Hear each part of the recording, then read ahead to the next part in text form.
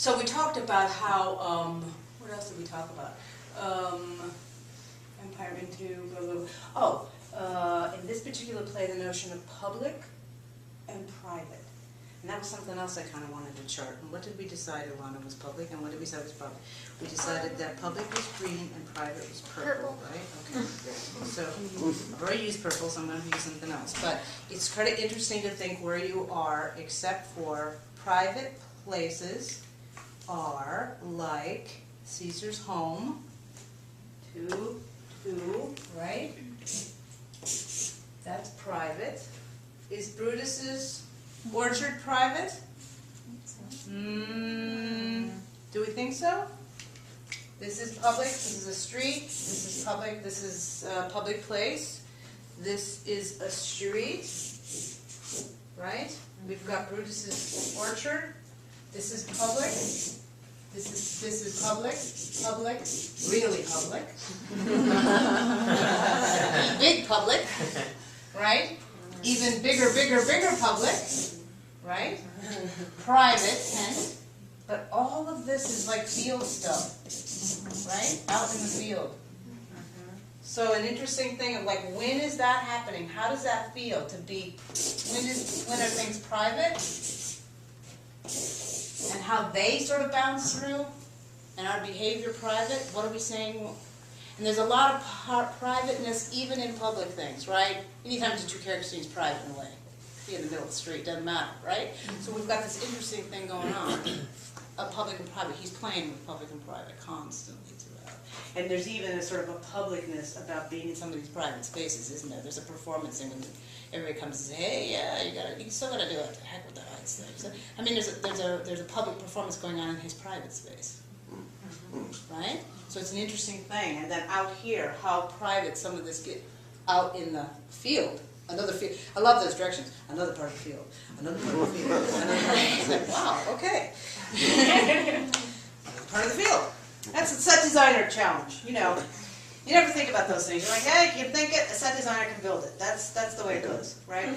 So that was kind of interesting to think about. And then lastly, I think that we were talking, I think I was making some facetious remark about sort of when the women go away in these history plays. Guess what? Guess what? There are women here and no women here.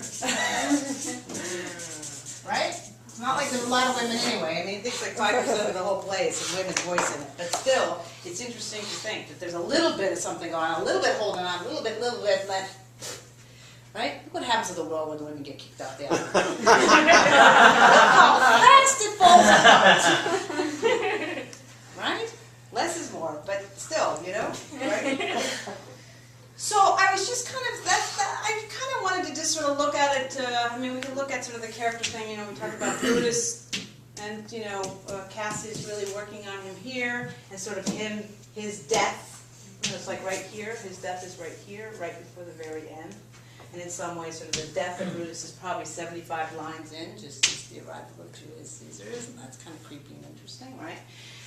And that sort of parallels so that he's got this tight container. It has beginnings and middles and ends. It's meant to be a tight container. It's not supposed to be life, which is sloppy and wonderful and chaotic, right? So that's perhaps why it's anti-life in a way, but you're replicating certain things by manipulating genre, manipulating the way time feels, right? As I'm getting older, time's going faster. I don't know what that phenomenon is. Somebody explained that there is some physics about it. I can only believe that, but it feels like time's going fast, you know? And as a kid, at age 7, you're like, when is Christmas? When is Christmas, right? Can't stand it. When is it coming? Now it's like, oh my God, didn't we just do that? Didn't we just get the bulbs out? You know? Right? So he's replicating that to a certain degree as time goes on chronologically, right? Each of these plays has a sort of life cycle to them. Everybody's life cycle a little bit, right?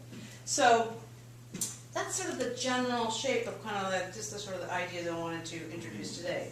The last thing would be to introduce, and see right now, look at that, and you go later, what the heck were they doing?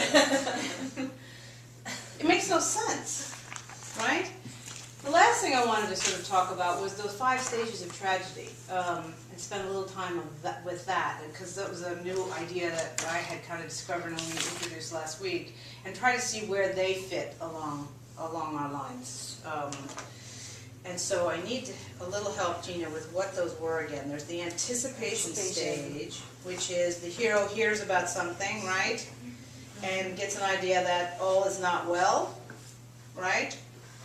And then dream stage. Which is, Oh. yeah, keep flipping. I know. Look at that. But the anticipation, yeah, Hero becomes committed to his course of action. okay. For a while things go almost improbably well for the heroes, winning gratification he had dreamed of, and it seems to be getting away with it. That's the dream stage? Dream stage. Brutus kills Caesar not to gratify his own ambition, but because he finally accepted that Caesar's ambition. Right, so this was the anticipation comment we made last time, right? Look how long that takes. I can't spell it. Ketchup color. Yeah, ketchup colored, right? Right? Didn't we talk about that? How long it took to kind of really get going on stuff? And then dream stage is not very long. It isn't before, Mark Anthony does the big Kibosh on that. So much for everything going well, right? And then what's third? Frustration stage. Almost imperceptibly, things begin to go wrong. Yes. The hero cannot find a point of rest. Yes. A shadow figure may appear. Yes, and where's the ghost appear? Where does the ghost, where's the ghost appear? It's both, right? Yeah. 10th, right? Yes. Anticipation stage. Okay, what's next? Oh, destruction or death wish. Yes. Oh, Nightmare. Oh, sorry, nightmare stage. Yeah, nightmare, baby. Look. It's almost imperceptible.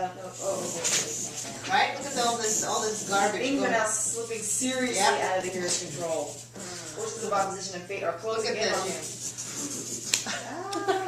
Okay, then Right? You can feel it. Spinning out. And then we got And death. destruction or There it death is. stage. Hero is destroyed. See, so it's not like it's a perfect whatever. It doesn't have to Yeah. be that. It's just like, what is it? How is it contained? So, if we take the playwright at his or her word, which of course is the project, you have to figure out strategies to make that interesting, right? Hold tension, which is hard to do, right? And everybody's got a job now to hold tension. And especially when you go from transition to transition to transition to transition, how do you hold tension? Do you let the baton go down a little bit and then jerk it back up? Do you hide the baton? Right? this is just a metaphorical ways of sort of how you hold tension. But you've got to figure out a way to hold the tension until we can actually have the moment, the chop, the release of the chop, right? Because that's how it's built. Now we may discover that but here this is all very kind of gross in general and fast, obviously. And I spent zero time thinking about this really, but this is just how it feels, right? Just in a way to sort of think about it. So that's kind of Julius Caesar.